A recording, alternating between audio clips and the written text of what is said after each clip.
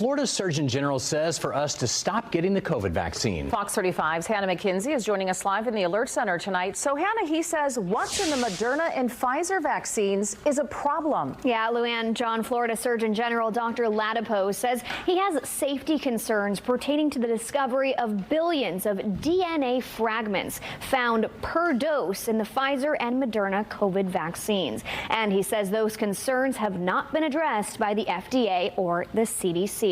Dr. Ladapo says if the risks of DNA integration with COVID vaccines cannot be addressed, then the vaccines aren't appropriate for use in humans. He says he sent letters to the heads of the FDA and the CDC specifically questioning how this would impact humans in three main areas: healthy human genes being transformed into cancerous cells, chromosomal instability, and how the integration could affect unintended parts of the body, such as the heart, brain, lungs, even the injection site itself. We asked local Dr. Michael Sparks to weigh in. Dr. Sparks telling us with the state Surgeon General saying one thing and the FDA another, health providers are left stuck in the middle. New things are scary. If we look back historically, we've introduced new medications that we were told were very safe, were going to be very effective, and they turned out not to be safe or effective, and they caused a lot of birth defects, things like that. So it's not unreasonable to be worried about things that are new, and that's where the research comes into play. There have been so many millions of doses of this vaccine delivered, though, that if we were to expect to see some of these, theoretical problems, we should start seeing them. There have been so many millions of doses of this vaccine delivered, though, that if we were to expect to see some of these, theoretical problems, we should start seeing them. I'm Angus Dalgleish. I'm a professor of oncology at St George's, a consultant medical oncologist. And I have started to notice that several of my patients have melanoma who've been stable with stage 4 disease. They've had very good immunotherapy or other treatments, and I've been reviewing them from 5 to 20 years.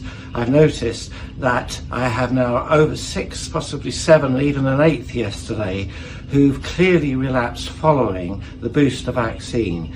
At first, we didn't put the two together, but when patients said, I felt awful since the vaccine, I've just been drained, they described symptoms of like a long COVID, and the next thing we know, 2-3 weeks, couple of months later, they've got clear evidence of relapse. And these relapses are quite aggressive. They're not a gentle relapse. They're relapses that are requiring systemic therapy as opposed to a little nodule that requires surgical excision.